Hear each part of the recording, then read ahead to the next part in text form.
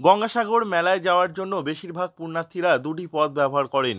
একটি কাকদ্বীপের হারুট পয়েন্ট, অপরটি নামখানা পয়েন্ট। এই নামখানা পয়েন্টের নিরাপত্তা সুনিশ্চিত করতে নদীপথে বাড়ানো হয়েছে নজরদারি। গঙ্গাসাগর যাওয়ার জন্য শিয়ালদা থেকে সরাসরি ট্রেনে চেপে পুণ্যার্থীরা নামখানা স্টেশনে নামে। পাশাপাশি সরাসরি বাস এবং ছোট গাড়ি নিয়েও হাজার হাজার পুণ্যার্থী নামখানার জেটিঘাটগুলিতে চলে আসেন।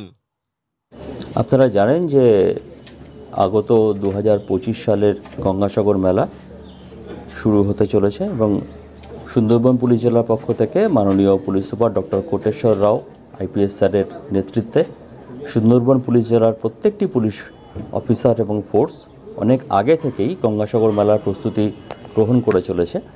আজকে নামখানা সেক্টরের একটা স্পট ব্রিফিং ছিল। এই স্পট ব্রিফিংয়ের মূল উদ্দেশ্য হচ্ছে যারা যারা এখানে এই বছর ডিউটি করবে তাদেরকে একটা সম্যক একটা জ্ঞান দেওয়া। নামখানাতে আসার পর পুণ্যার্থীরা হাতানিয়া দোয়ানিয়া নদীতে লঞ্চে চেপে মুড়িগঙ্গা নদীর উপর দিয়ে বেনুবন এবং চেমাগুড়ি হয়ে সাগর মেলায় পৌঁছান। এই হাতানিয়া দোয়ানিয়া নদীপথ আন্তর্জাতিক জলপথ। এই পথে প্রতিদিন অসংখ্য বাংলাদেশি বাস চলাচল করে। ফলে বাংলাদেশের অশান্তির প্রেক্ষিতে এই নদীপথের গুরুত্ব বেড়েছে। সেজন্য এবার নামখানা পয়েন্টে নিরাপত্তা পরিকাঠামো জোরদার করা হয়েছে। নামখানা পয়েন্ট সেক্টরে আমরা বেশ কিছু স্ট্র্যাটেজিক পয়েন্টে ড্রপ গেটের সংখ্যা বৃদ্ধি করেছি। আমাদের এখানে ক্যামেরা, সিসিটিভি ক্যামেরা অর্থাৎ স্ট্যাটিক ক্যামেরা এবং পিটিজেড ক্যামেরা আমরা স্ট্র্যাটেজিক লোকেশনে বসিয়েছি এবং আমরা বেশ কিছু watch tower, police assistant booth এবং কন্ট্রোল রুম স্থাপন করেছি। এবছর মেলার গুরুত্বকে মাথায় রেখে আমরা স্নিফার ডগ, আমরা ড্রোন এই জাতীয় অত্যাধুনিক ব্যবস্থাও গ্রহণ করেছি যাতে করে মেলার সেফটি এবং সিকিউরিটিকে এনশিওর করা যায়। আমাদের প্রচুর পুলিশ মোতায়েন করছি যারা বিভিন্ন নামখানা পয়েন্টে নিরাপত্তা পরিকাঠামো কয়েক গুণ বাড়ানো হচ্ছে।